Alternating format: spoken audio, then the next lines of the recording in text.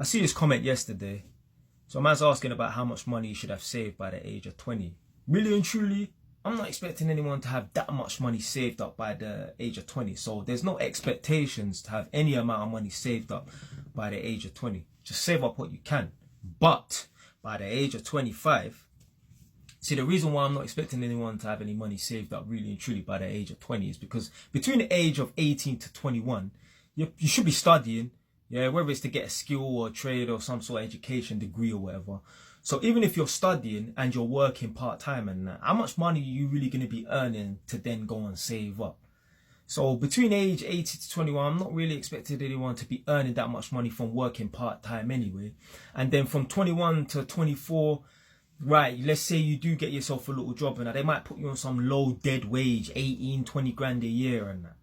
But by the age of 25, you should be established. You should have some sort of degree, skill or trade behind you where someone wants to pay you some decent money. You see, you should be useful to the world at age 25 so that someone wants to pay you between 30, 35 and 40 grand a year. And when you're earning between 30, 35, 40 grand a year, you should be able to save up round about £1,000 a month. I know every month is not going to be the same, but you should be able to save up between £800 to £1,000 every single month. And you do that every month in, month out, you should be able to save up between 9 and 11, 12 grand a year. Just call it 10 grand a year.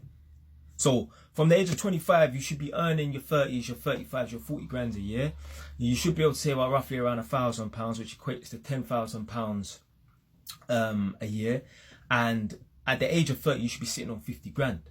So from 25, you shouldn't be playing no games on these dead low wages and that. You shouldn't be hopping from career to career, from job to job and that. You should be established, yeah, in your field. Me, I've only ever been an electrician, an electrical tester.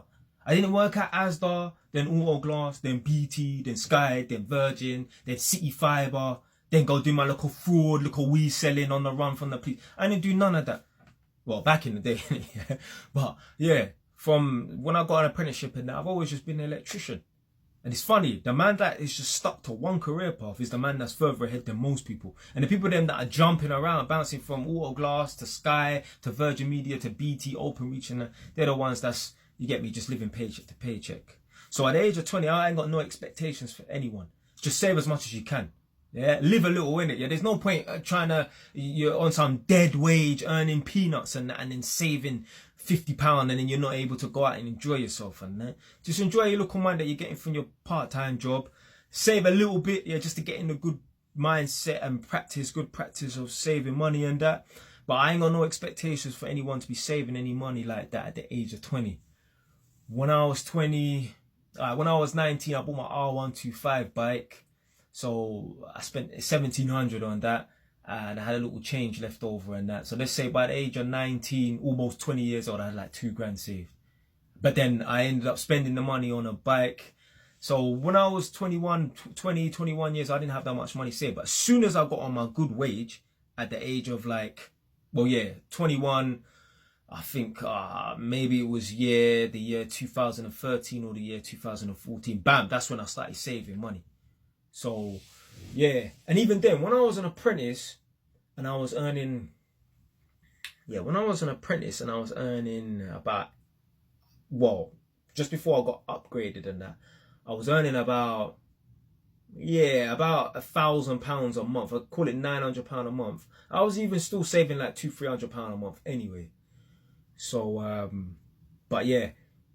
At age 20, I ain't got no expectations for anyone to be saving up any money, really and truly. Just save what you can, still enjoy yourself, live a little bit and that. But once you get to the age of 25 and or you're earning the decent monies, the 30s, the 35s and the 40s and that, you shouldn't be playing about. You should be saving up £900, £1,000 a month, £10,000 a year, and then do that for 5 years. By the age of 30, you should be sitting on 50 grand. Me, I would have been sitting on 50 grand by the age of 30, but I went and bought properties and that.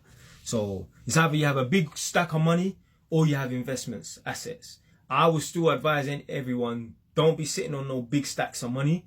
Yeah, it's best to have assets and that. But if you ain't got no assets, you should be sitting on some big stacks of money and that. Yeah, don't be going out leasing all these cars. I ain't even gonna say the M word and that.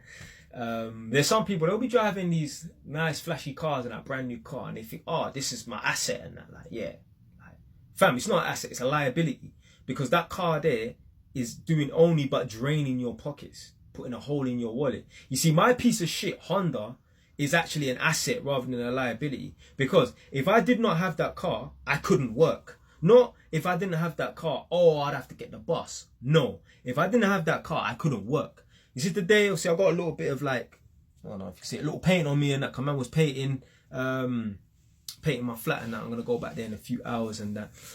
If I didn't have my car, I would have to hire out a van. That's going to be more of an expense than not having a car. Yeah. So my car is actually is an asset rather than a liability. It's crazy.